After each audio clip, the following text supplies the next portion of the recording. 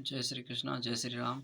आज मैंने श्रीमद् भगवद गीता के अध्याय 7वाँ में का अध्ययन किया जिसमें श्री कृष्ण भगवान कहते हैं कि सभी कारणों के परम कारण स्वयं श्री कृष्ण भगवान हैं, है ना? सारी सृष्टि की उत्पत्ति उन्हीं से होता है, सारी सृष्टि का विनाश भी उसी से होता है ना? कोई भी कारण, कोई भी घटना आपके जीवन में व्यर्थ घटित नहीं होता, सबके पीछे कोई न कोई कारण अवश्य होता है।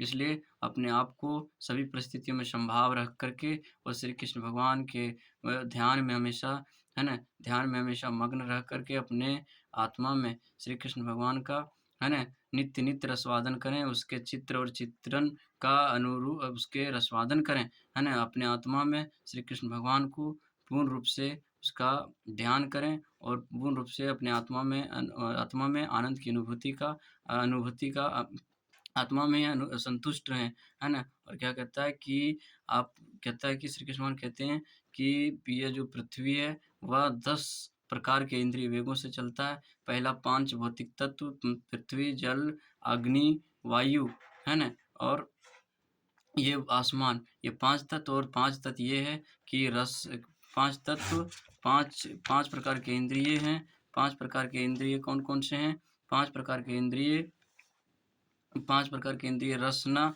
है ना? क्या कहता है कि सृष्टि में कहता है इनकी सृष्टि में शब्द, स्पर्श, रूप, रस एवं गंध ये 5 इंद्रिय विषय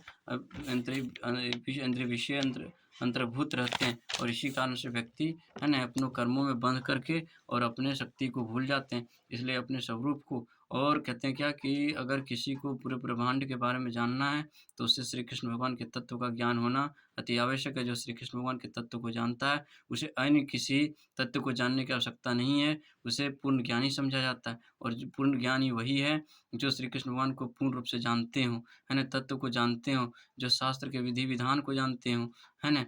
लेकिन आप अपने जीवन में कितना ही अध्याय कर लें, कितना ही चीज़ों को जान लें, परंतु अगर श्री कृष्ण भगवान के तत्व को नहीं जानते हैं, तो आपका जीवन निरर्थक है और आप बेकार के जीवन जी रहे हैं। इसलिए ये चीज़ के लिए चिंतित कभी ना होएँ कि मेरे जीवन में दुःख है, क्योंकि सभी कारणों के परम कारण श्री कृष्ण भगवान हैं।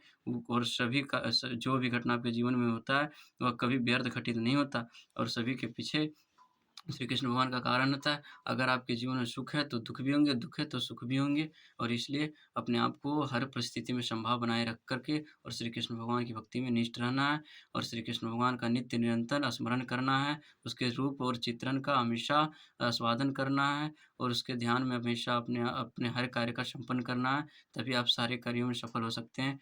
जय श्री कृष्ण, जय श्री राम। आपका जीवन मंगलमय हो, आपका दिन शुभ हो। आप हमेशा श्री कृष्ण भगवान की कृपा से सफल हों। जय श्री कृष्ण भगवान।